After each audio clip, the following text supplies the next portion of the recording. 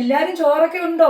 ഇന്ന് ഞാൻ ഒരുപാട് താമസിച്ചു പോയി. ഇന്ന് എന്നാ അറിയാവോ, രാവിലെ ഒന്ന് പെട്ടെന്ന് ചായയൊക്കെ അനത്തി പെട്ടെന്ന് ഇച്ചിരി തുണിയൊക്കെ ഉണ്ടായിരുന്നു, അതെല്ലാം കഴുകിയിട്ടിട്ട് ഒരു 9:30 റബ്ബർ തോട്ടത്തിൽ വിറവ് പെറുക്കാൻ കയറിയതാ.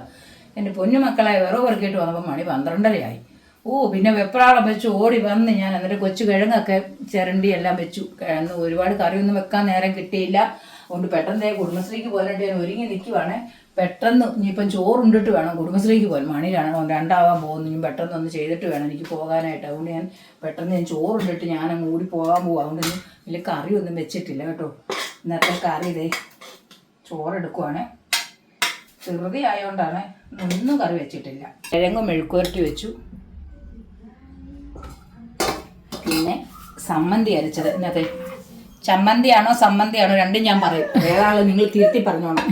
അത് ഉണ്ട്, സമ്മന്തി അരച്ചിട്ടുണ്ട്. പിന്നെ പപ്പടമുണ്ട്.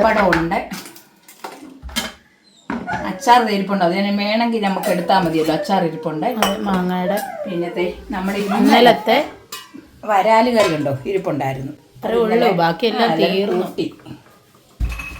കാരണം എന്താണ് ഇന്നലത്തെ വരാല് കറി അത് മതിയല്ലോ, വേറൊന്നും വേണ്ട. നല്ല സൂപ്പർ കറി ആയതുകൊണ്ട് അവർക്കത് മതിയെന്നാണ് പറയുന്നത്. ഇന്നുകൊണ്ട് വേറൊന്നും ഒരുപാട് കറിയൊന്നും വെക്കാൻ പറ്റിയില്ല.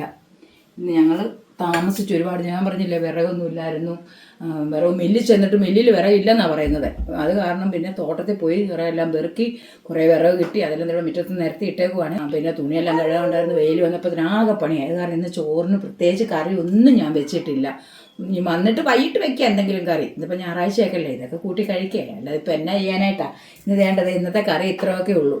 കിഴങ്ങ് മെഴുക്കുവരട്ടി, സമ്മന്തി, പപ്പടം, ഇന്നലത്തെ മീൻകറി. ഇന്നലത്തെ മീൻകറി ഇപ്പം അച്ഛനും മോനും മതി. ഇന്നലത്തെ മീൻകറി ഞങ്ങൾക്ക് ഇത് മതി. അതുകൊണ്ട് എല്ലാവരും ഓടി വാ വന്ന് ചോറിന്. ഇതുകൊണ്ട് വെയിൽ എൻ്റെ മുഖത്തടിച്ച് നിങ്ങൾക്ക് തിളങ്ങി നിൽക്കുവാണേ. ഇതുകൊണ്ട് വിറകെല്ലാം പെറുക്കാം. ഇന്ന് അത് കാരണം ഒത്തിരി താമസിച്ച് കൊടുക്കുന്നുണ്ടോ, തുണിയെല്ലാം കിടക്കുന്നുണ്ടോ, ഒരുപാട് താമസിച്ചിരുന്നു.